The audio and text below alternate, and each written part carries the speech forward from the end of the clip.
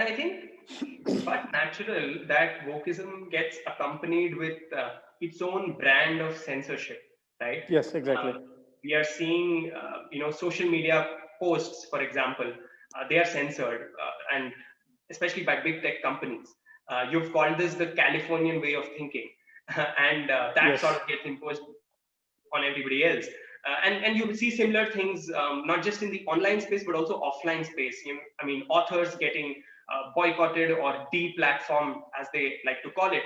Hmm. How do you look at this relationship between wokeism and censorship? Hey, you know who else used to ban books? Burn them actually. The Nazis. Right. So how are these people any different than the Nazis they condemn?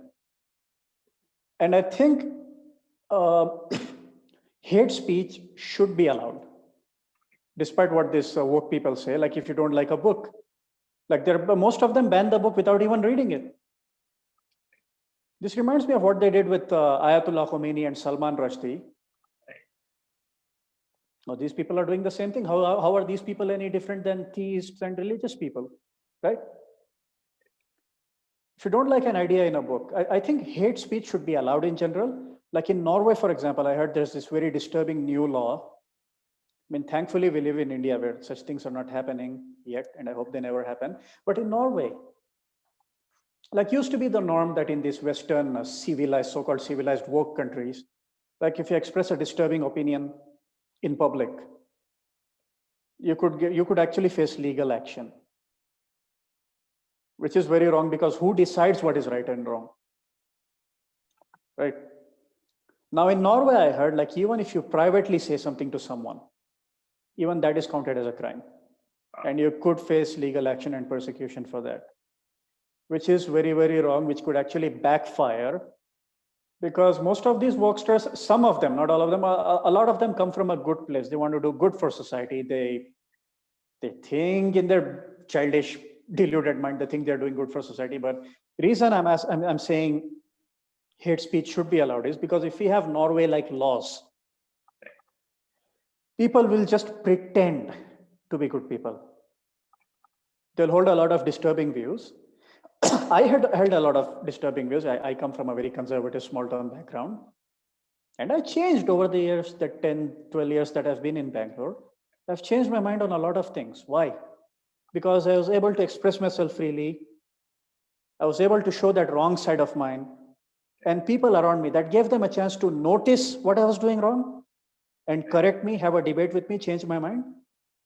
This is why hate speech should be allowed, so that you get a chance to correct people and change their hateful views, be it homophobia or against a certain religion or community or whatever, right? If you suppress hate speech, they'll keep that all bottled up and they'll go start a cult. Right. And I think it's so important that things can be resolved through debate rather than just censoring people. But if you ban people, if you don't even allow them to talk, how will you? I mean, that's authoritarianism, right? Right. In a way, it's also, I think, when it comes to the fields of education, you see wokeism a lot on campuses, Yes. especially in the US. And I mean, the whole idea of education is to prepare you for, the world outside, the real world outside. And this kind of does exactly the opposite, isn't it? Exactly the opposite, yeah. So, especially in the US, because I listen to a lot of US Western podcasts and I'm hearing some really, really disturbing things. There's actually a term for this. It's called snowplow parenting. Right.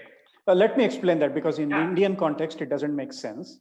Like it snows in Western countries, and you have these things called snow plows, which is something like an earth mover, which moves the snow out of the way so that your car can drive.